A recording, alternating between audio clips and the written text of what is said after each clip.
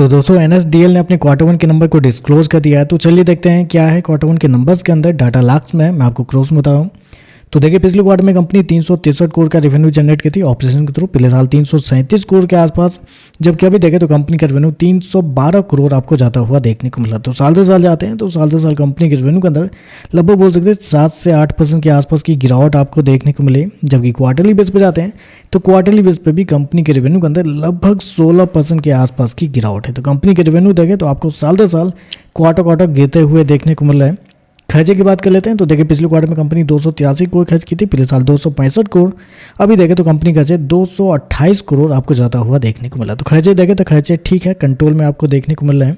चलिए कंपनी का प्रॉफिट क्या निकलता है वो देख लेते हैं। तो देखिए पिछले क्वार्टर में कंपनी का प्रॉफिट 83 करोड़ के आसपास था, पिछले साल लगभग 78 करोड़ के आसपास, जबकि अभी देखें तो बढ़ के 89 करोड़ आपको जाता हुआ देखने को मिला। तो साल से साल जाते हैं तो साल से साल कंपनी के प्रॉफिट के अंदर तेजी आपको देखने को मिल रही है। लगभग बोल सकते हैं आप 15% के आसपास का जंप है कंपनी के प्रॉफिट के अंदर। साल से साल रेवेन्यू 7% के आसपास आपको गिरता हुआ देखने को मिला साल से साल, लेकिन प्रॉफिट आपको 15% बढ़ता हुआ देखने को मिला। जबकि क्वार्टरली बेस पे जाते हैं तो यहाँ पे भी कंपनी के प्रॉफिट के अंदर लगभग 7% के आसपास की तेजी है। तो कंपनी के प्रॉफिट अच्छे हैं, रेवेन्यू कमजोर है लेकिन प्रॉफिट आपको अच्छे आपको देखने को मिल रहा है।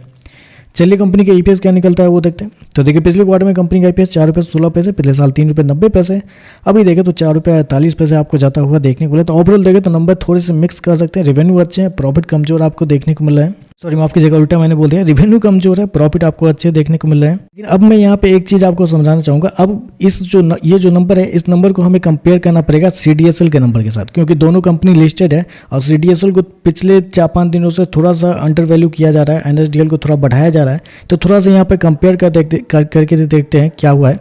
यहाँ पे आपको साल से साल क्वार्टर कंपनी का जो रेवेन्यू है आपको गिरता हुआ देखने को मिला। लेकिन सीडीएसएल के केस में क्या था, साल से साल कंपनी का रेवेन्यू फ्लैट था।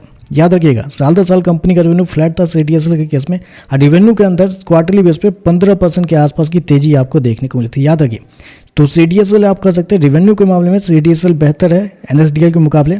और फिर कंपनी का अगर प्रॉफिट की बात करते हैं तो देखिए पिछले क्वार्टर में कंपनी का प्रॉफिट यहाँ पे आपको बढ़ता हुआ देखने को मिला, साल से साल भी आपको बढ़ता हुआ देखने को मिला है। लेकिन सीडीएसएल के केस में क्या था, कंपनी का जो प्रॉफिट है साल से साल 25% के आसपास आपको गिरता हुआ देखने को मिला था। क्वार्टरली बेस पे देखते हैं तो क्वार्टरली बेस पे कंपनी का जो प्रॉफिट था वो लगभग 2% के आसपास बढ़ता हुआ देखने को मिला था। प्रॉफिट के मामले में एनएसडीएल आपको आगे जाता हुआ देखने को मिला है, और रेवेन्यू के मामले में सीडीएसएल आपको आगे जाता हुआ देखने को मिला है। और मार्जिन में भी देखें तो सीडीएसएल बहुत आगे आपको देखने को मिला, क्योंकि अगर एनएसडीएल के मार्जिन की बात करते हैं तो पिछले साल एनएसडीएल का मार्जिन जो था 23.07% के आसपास था, पिछले क्वार्टर में 22.90 के आसपास, जबकि इस क्वार्टर में बढ़ के 28.72 के आसपास जाता हुआ देखने। तो एनएसडीएल का जो मार्जिन है वो 28% के आसपास जाता हुआ देखने को मिला, जबकि सीडीएसएल का जो मार्जिन है वो लगभग 45 के आसपास जाता हुआ देखने। तो सीडीएसएल मार्जिन के मामले में भी आपको आगे जाता हुआ देखने को मिला है। और अगर कंपनी के वैल्यूएशन की बात करते हैं तो सीडीएसएल भी आपको लगभग 75 के पी पे शेयर का ट्रेड करता हुआ देखने मिला। एनएसडीएल भी देखें तो यही लगभग 75 से 80 के आसपास भी देखने को मिला। तो वैल्यूएशन दोनों का सेम है, लेकिन रेवेन्यू के मामले में सीडीएसएल आगे, प्रॉफिट के मामले में एनएसडीएल आगे है, और मार्जिन के मामले में सीडीएसएल आपको आगे देखने को मिला है। बाकी देखते हैं मार्केट इस सब पे कैसे रिएक्ट करता है। आज के लिए बस इतना ही। वीडियो पसंद आए तो लाइक कीजिएगा, साथ में साथ चैनल को सब्सक्राइब जो कीजिएगा। धन्यवाद।